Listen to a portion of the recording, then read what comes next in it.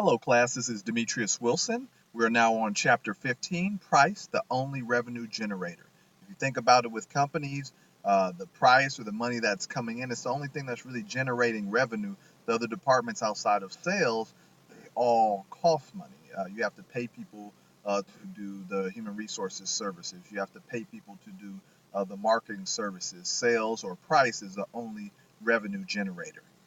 Learning objectives, understand the factors in the pricing framework, explain the different pricing objectives organizations have to choose from. Lots of different pricing objectives and frameworks that they could set up depending upon what they're attempting to achieve. The pricing framework, various pricing objectives, targeted return on investment or ROI, the profit an organization hopes to make given the amount of assets or money it has tied up in the product.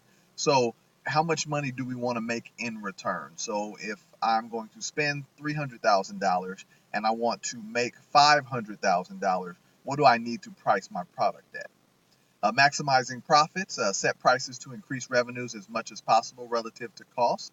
Right, so as much as we can get for this, that's what we're going to sell it for, not necessarily selling more units to increase our market share. Maximizing sales, pricing products to generate as much revenue as possible, regardless of what it does to the firm's profits. All right, so we're going to make these sales. We're not really thinking too much about how much we're spending on the product and how much it actually costs, and not necessarily focusing only on profits. We're more so focusing on the revenue and the market share. Maximizing market share, set prices, allows capturing a larger share of the sales. So if I lower my prices, I may sell more cars and I may have more of the market share. But if I increase my prices, I may make more money, make more revenue, and have more money coming in. Maintaining the status quo, you want to meet or equal competitors' prices. So you want to say, hey, Best Buy is selling it for this much, I'm going to sell it for this much as well. Key takeaways, as always, I've been telling you this for 14 chapters. I'll tell you again in chapter 15. Be sure to review these. They have good information just for your own edification, and also will help you on the quizzes and the tests.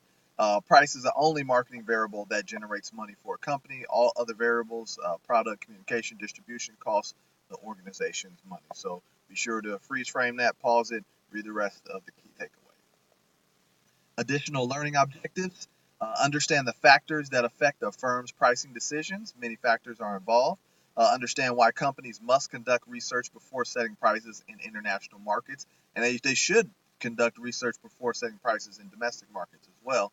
And learn how to calculate the break-even point. So break-even point is how much I spent equals how much I made, which is not where you want to be, but you need to know the break-even point in order to do your calculation to understand how much your profit ratio is going to be. Pricing factors, customers, how will buyers respond? So how will buyers respond to increase of price or decrease of price? Three important factors. Will buyers perceive that the product offers value, right? Do you think that the product actually offers value? If I have a car that doesn't run, does it offer any value? No, it definitely does not. How many buyers are there? Are there a lot of buyers out there?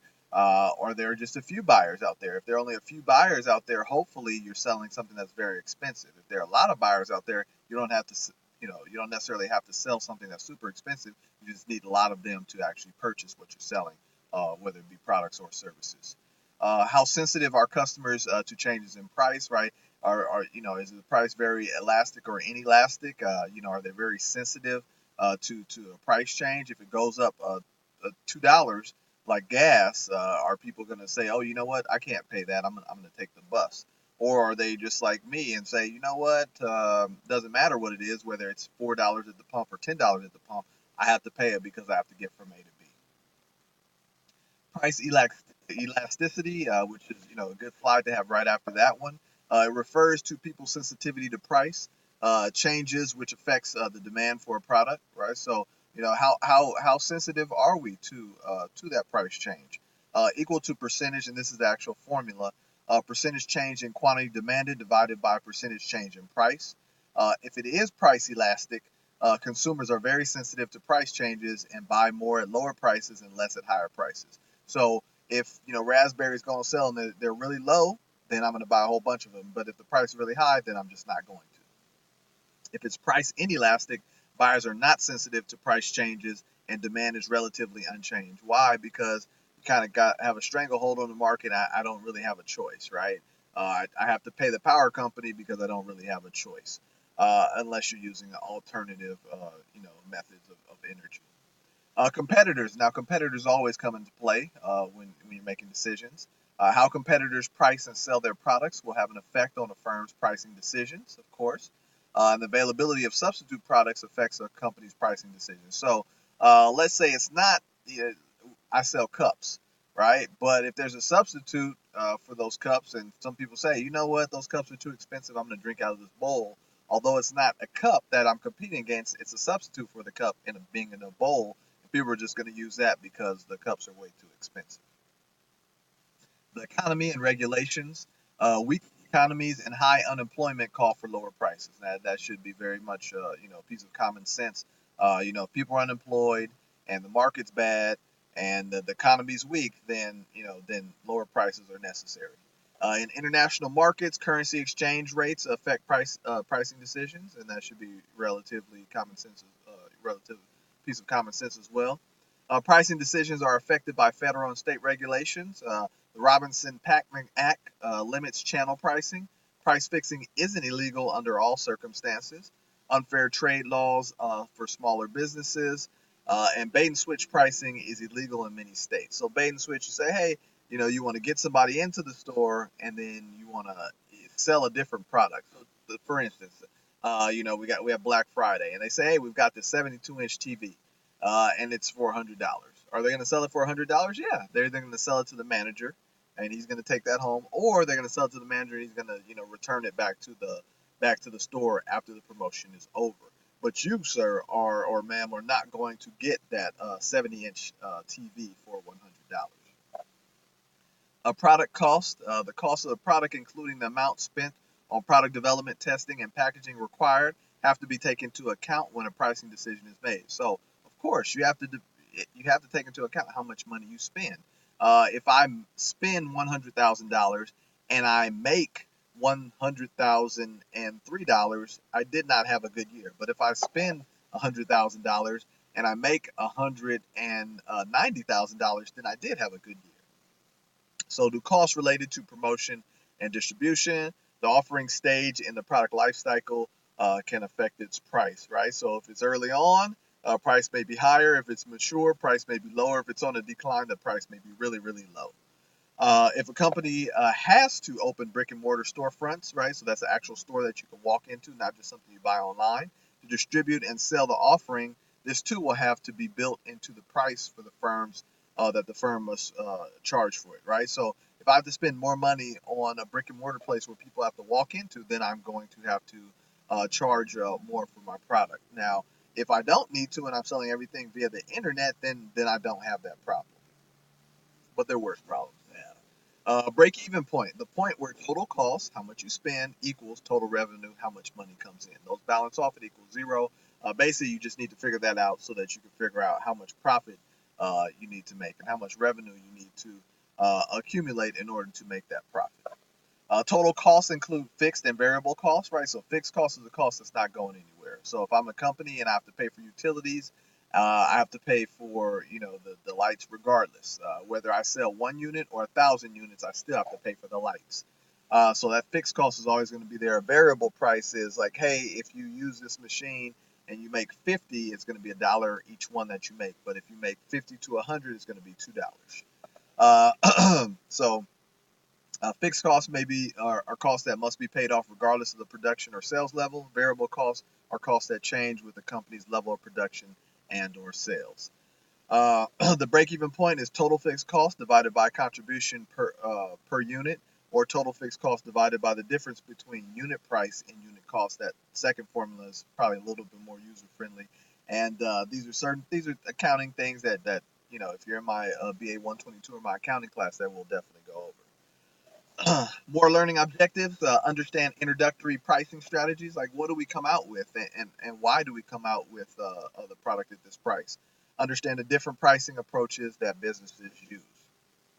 So our introductory pricing strategy, You could use the skimming price strategy, a high initial price for a product aimed at consumers who are willing to pay a high price and buy products early. Over time, the price of the product goes down as competitors enter the market and more consumers are willing to purchase the offering, right? So if I'm selling this big laptop for $5,000 because it's very very early on in the history of laptops, and then more competitors come in, that I'm typically going to get out of the market. You have your penetration pricing strategy, low initial price, right? So you go in, doesn't cost that much. So the low initial price is set to get as much of the market as possible. Now I've got you hooked like Thrifty's, what it used to be, but Rite Aid ice cream. Uh, got you in here, got you hooked. Now, it's no longer 35 cents a cone. Now it's 50 cents, and then now it's 75 cents. Then it's $1.10 for each scoop. So companies definitely see, how beneficial and how much these things sell, and then they're going to raise that price. Then you also have everyday low prices, the price that the seller expects to charge throughout the product life cycle. So now we're saying from the beginning to the end, they're going to charge this everyday low price. You see that a lot with Walmart using their advertising. Pricing approaches. So cost plus pricing. So you just mark it up. So here's how much it costs. Then we add the pricing, or we add how much, the pricing that we want, and then we go from there. So it uses the cost of the product and then adds a profit to determine the price. So the cost is $20 per bike, and I want to make $10 per bike. So I'm going to sell it for $30. So $30 for this bike. That's the most common pricing approach. That's just what companies do, otherwise called a markup, not necessarily always referred to as cost plus pricing. Ensures the company costs and profit are covered. So we know we're going to make our, close to our intended profit because, we're only spending this amount on whatever the product is. Odd even pricing, price a product a few cents below the next dollar amount or a few dollars below the next $100 or $1,000 value, right? So we're selling this for the low price of $199.99. That sounds a lot better than $200. It's just a cent difference. Why? Ask me. I don't know why it sounds better, but it does sound better to us humans to say $199.99. I guess it's just, as I say, human nature. You have prestige pricing, utilizes a higher price to give an offering to give an offering a higher quality image, right? So we want prestige behind these, so we're gonna charge a little bit more.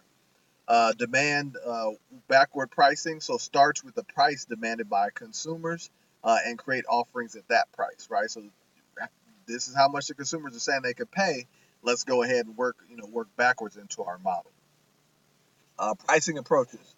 Leader pricing, so pricing one or more items usually low to get people into the store, right? So we're going to sell these oranges for very, very cheap in order to get you into the store to buy apples, blackberries, raspberries, everything else. Sealed bid pricing, process of offering to buy or sell products at prices designated in sealed bids. Online auctions, some of you guys have been to or utilized online auctions such as eBay, give customers a chance to bid and negotiate prices with sellers until an acceptable price is agreed upon. Forward auction, buyer list an item to buy, sellers submit bids. Going rate, pricing occurs when buyers pay the same price regardless of where or from whom they buy the product, right? We're still going to pay that price. Price bundling, selling different products or services together, typically at a lower price than if each product or service was sold separately, right? So we want to sell it as a bundle, right? We want to sell the car along with the Michelin tires because we want you to be safe. So additional pricing approaches, so captive pricing, pricing products when firms know customers must buy specific replacement parts because there is no alternatives, right? So if I buy a machine that's a workout machine, and the only place where I can get these spare parts is from that company, then they kind of have me, and they have me under the captive pricing because I have to contact them, to get the piece that I need in order to fix the machine. Product mix pricing, deciding on how to price a firm's products and services that go together. Two-part pricing, a strategy in which providers have two different charges for a product. Right? Payment pricing, a strategy in which customers are allowed to break down product payments into smaller amounts. They pay incrementally right? So a lot of us do. Like I said, I ordered a machine. Same thing I'm going to do. I'm going to pay $100 to $200 a month on it, and then prior to it being due, and when the interest will hit, I'll go ahead and pay it all off. Promotional pricing is a short-term tactic that to get people to purchase a product or more of it, right? So short-time thing, when they send you a coupon, put up a commercial, should be okay. Price discrimination. So some people say, "Oh, you can't do that," but yeah, you can discriminate in terms of price sometimes, and I'll explain to you why. Not anything mind blowing. Just when I explain to you, say, "Oh, that's very true."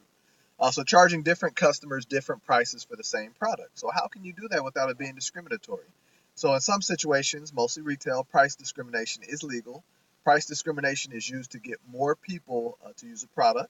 A company might lower its prices in order to get more customers to buy an offering when business is slow. So I'm going to sell this particular item so for a very, very, very small amount of money, knowing that everybody's going to buy it, and then they'll just say, well, while I'm here, let's just go to the store and see what we need to purchase. Price adjustments, so changing the listed prices of products. Many reasons why you need to change the listed price. Could be because nobody's buying it. Could be because everybody's buying it, so you want to increase the price. Quantity discounts involves giving customers discounts for large purchases, and that always happens. Hey, I'm going to buy 5 cars. Of course, they're going to give me a discount. Pricing adjustment businesses, so FOB. So if you ever see free on board or freight on board, origin or destination, right? So that's how long things are covered. So if it could be a scenario in which the goods that you're shipping, let's say they're oranges, are covered by you and your insurance all the way up until the time that they get to me, and vice versa. Additional pricing adjustments. So you have uniform delivered pricing. Buyers pay the same shipping charges regardless of where they are located. So that's great for somebody living in New York ordering something from California. Reciprocal agreements, agreements in which merchants agree to promote each other to customers, right? So I'm going to promote your, company. You promote my company. We're going to reciprocate. Bounce back is a promotion in which a seller gives customers discount cards or coupons, right? So like I talked about O'Charlie's, that I had it punch, had 3 of them punch. I said, you know what, I'm gonna get my sandwich on Thursday, and then I'm gonna go on Friday, and I'm gonna get my free sandwich. All right, some more key takeaways. Actually, the last key takeaways for chapter 15 went by pretty fast. Both external and internal factors affect pricing decisions. Companies use many different pricing strategies and price adjustments. However, the price must generate enough revenue to cover costs. If your costs are more than your revenue that's coming in, you have an absolute problem. So that's it for chapter 15, 23 slides out of 23. Moving on to chapter 16, and that will be it for the course, it for the semester. So feel free to email me if you have any questions, but hopefully that lecture was useful and will assist you on your quiz and on your test. As always, everyone have a good day and a great week.